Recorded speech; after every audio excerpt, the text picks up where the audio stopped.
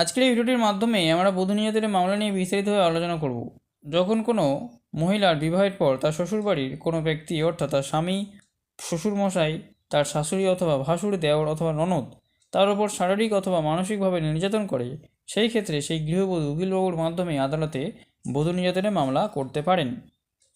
আপনি যদি কলকাতা, দক্ষিণ চব্বিশ পরগনা, হাওড়া, বারাসাত, ব্যারাকপুর এই সমস্ত এলাকায় বসবাস করেন, তাহলে বধূ নির্যাতনের মামলার জন্য আপনি আমার সাথে যোগাযোগ করতে পারেন। আমার মোবাইল নাম্বার হলো 9832941619। অফিস অ্যাড্রেস হলো আলিপুর জাজেস court, Kolkata. Alipore, Sealdah, Barasat, Barrackpore, Howrah, Diamond Harbour city civil court সমস্ত কোর্টে বধূ নির্যাতনের মামলা করা হয়। বধূ নির্যাতনের মামলার শাস্তি হিসেবে হবে 3 বছরের জেল অথবা ফাইন।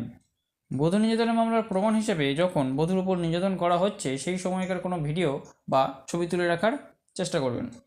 নির্যাতনের দিন অথবা নির্যাতনের 2-1 দিনের মধ্যে লোকাল থানায় ডায়েরি বা চিঠির মাধ্যমে সমস্ত ঘটনাটি থানায় জানাবেন। বধূ নির্যাতনের মামলায় ডকুমেন্ট হিসেবে লাগবে আবেদনকারী আধার কার্ডের জেরক্স কপি, যার নামে মামলা করা হবে তার নাম এবং ঠিকানা। বধূ নির্যাতনের মামলার জন্য সবার প্রথমে আপনাকে উকিলবাবুর কাছে যেতে হবে, সেখান থেকে আদালতে কেস করতে হবে। তারপর যদি আসামির দোষ প্রমাণিত হয় তাহলে সেখান থেকে আসামির জেল হবে। বধূ নির্যাতনের মামলার সম্পূর্ণ প্রসেস কমপ্লিট হতে প্রায় কয়েক বছর সময় লেগে যায়। আপনারা মোবাইল স্ক্রিনে বধূ নির্যাতনের মামলার অ্যাপ্লিকেশন পিটিশন দেখতে পাচ্ছেন।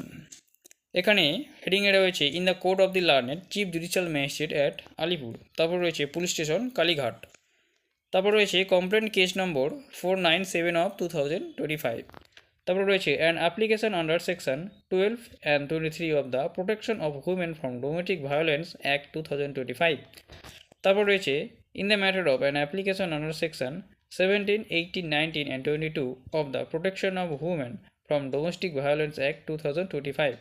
তারপরে যিনি আবেদন করেছেন তার নাম এবং সমস্ত ঠিকানা দেওয়া রয়েছে। তারপর রয়েছে ভার্সেস, তারপর রয়েছে যার নামে মামলা করা হচ্ছে তার নাম এবং সম্পূর্ণ ঠিকানা দেওয়া রয়েছে।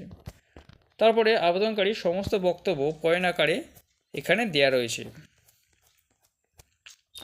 তারপরে শেষে পয়েন্ট আকারে আবেদনকারী কোর্টের কাছে কী চেয়েছে সেটা এখানে দেওয়া রয়েছে।